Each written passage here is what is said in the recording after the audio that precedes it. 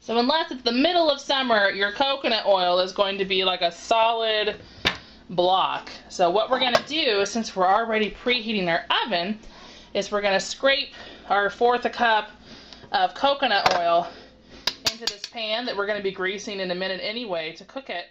And then so this isn't going to take any extra energy because I'm already in the process of preheating my oven, and it's not making a mess because I'm going to be putting oil on this pan for the cornbread in a second.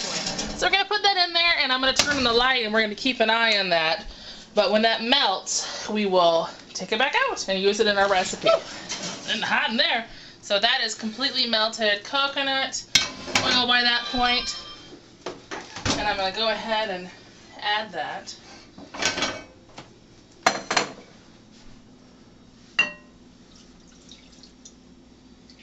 And now you won't even have to grease your pan. It's already done. Okay, so what we're going to do is put in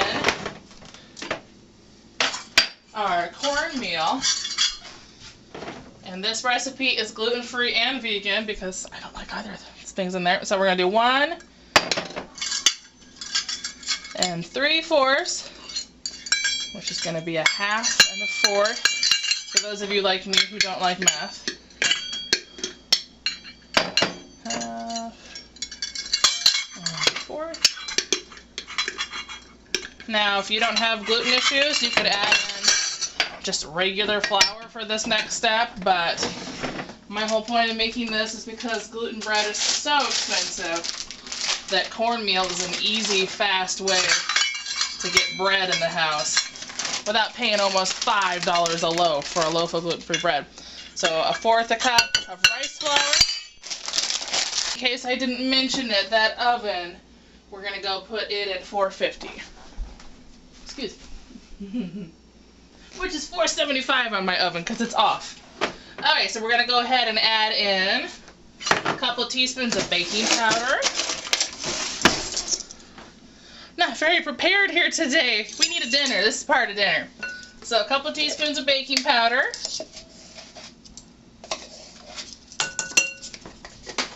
Teaspoon of sugar.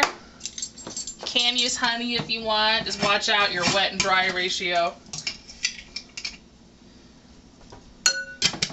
Sugar is one of those few things we try not to budge on with the organic because it's toxic basically to use non-organic. So a teaspoon of salt.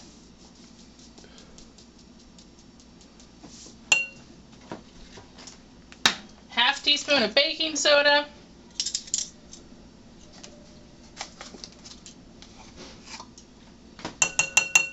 We already put in our coconut milk or oil, and we're going to get 1 1/2 cups of soy milk. And we want it to act a little bit like buttermilk, so we're actually going to be adding a little bit of vinegar. So 1 1/2.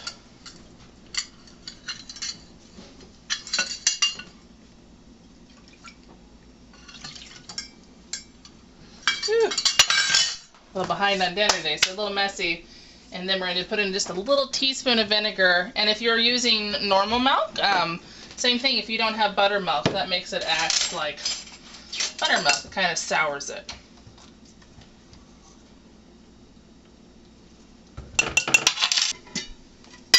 Alright, because I don't use eggs, what we're going to do next is take some ground flax meal. You can get this at Costco really cheap.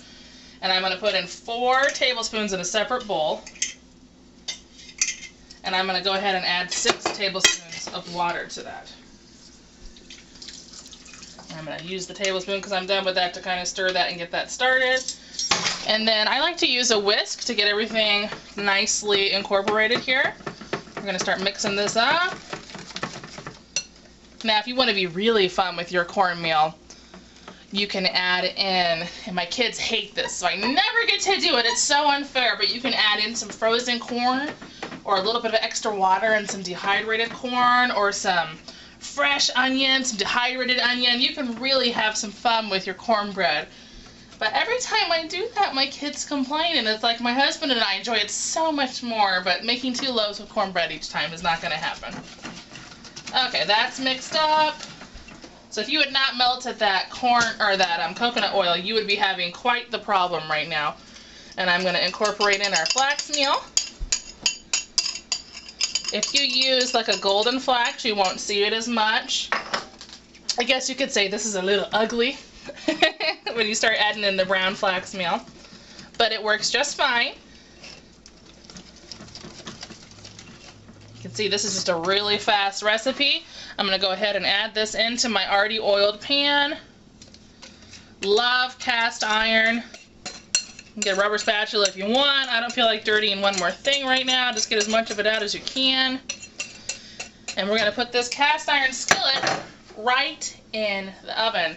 A little side note here, my mom likes to put it on top of the stove for a couple minutes and gives it a kind of a harder crust. But I always forget about it if I do that. So I'm going to go straight into the oven. Which we already preheated to 450. And I'm going to set myself a timer for 25 minutes. It might take more than that, it might take less. Just keep an eye on it. Generally takes me 25. And we'll come back. Okay, it just came out of the oven after 25 minutes, and I'm doing I never have toothpicks. I'm doing the fork test. That looks totally clean, which means it's done. Now, you want to wait a few minutes. If you try to serve it up when it's this hot, it's going to crumble like crazy. So wait a few minutes and we'll serve up. Okay, so I let it cool for a few minutes because otherwise it falls to pieces, as with many gluten-free things.